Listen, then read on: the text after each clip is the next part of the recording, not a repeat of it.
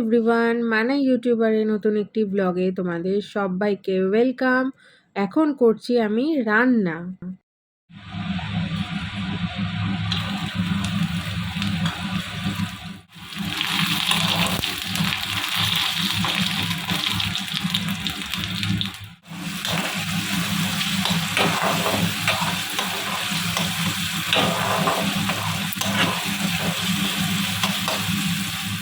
আজকে তাহলে হয়ে গেল শুধু ডাল দিবস। সকালে করলাম মুগের ডাল, আর তারপরেই করছি রাত্রেবেলার জন্য ছোলার ডাল। মুগের ডালটা তো এবেলার জন্য, মানে দুপুরে খাবো বলে ভাত দিয়ে, আর এটা অবশ্যই রাত্রেবেলা পরোটা বা লুচি এরকম কিছু একটা দিয়ে।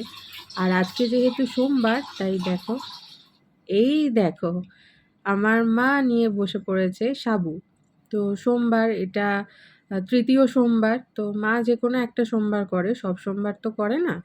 তো তার জন্য আমি মাকে বললাম যে তুমি কি খাচ্ছ কই দেখি। তো মা একেবারে সোমবার দিন মা একবারই খায়, তো একটু লেট করে একেবারে সব সাবু ফল শরবত সব কিছু নিয়ে বসে গেছে। তো আর আজকে খাবে না, আবার সেই কালকে খাবে। তো আমি বলি যে এত কষ্ট করে তুমি খাও কি করে, মানে থাকো কি করে আর কি, একবার এরকম খেয়ে থাকা যায় নাকি? মা বলে এটা অভ্যাস হয়ে গেছে, আর ঠাকুরের যখন উপোস করেছি তো এটাতে আমার কোনো প্রবলেমই হয় না।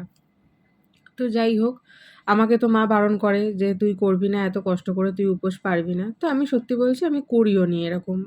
যেটা নিষ্ঠাভাবে করতে পারবো না সেরকম করে তো লাভ নেই। আর দেখো এখন রাস্তাটা কত জ্যাম, তার কারণটা হচ্ছে যে এখানে একটা অ্যাক্সিডেন্ট হয়েছে, ভীষণ বড় একটা অ্যাক্সিডেন্ট, খুব বড় অ্যাক্সিডেন্ট। এই যে দেখছো লরিটা, এটা একটা বালি ভর্তি লরি, এটা উল্টে গিয়েছিল, ওই যে যেখানটা সবাই ঘিরে দাঁড়িয়ে আছে ওখানটায় পুরো উল্টে গিয়েছিল। এই যে ক্রেন দিয়ে তুলতে হয়েছে তাকে। তো তার জন্য রাস্তা ভীষণই জ্যাম, পুরো রাস্তা ভেঙে ঢুকে গেছে, অবস্থা খুবই খারাপ।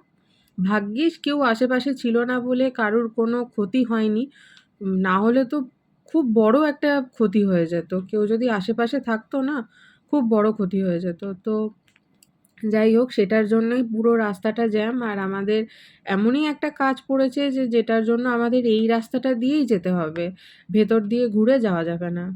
তো তার জন্য এখান দিয়েই যাচ্ছি, কি করব এত জ্যামের মধ্যে। তাই স্যান্ডিকে বলছি যে আসার সময় একটু লেট হোক, বাট ভিতর দিয়ে আসবো।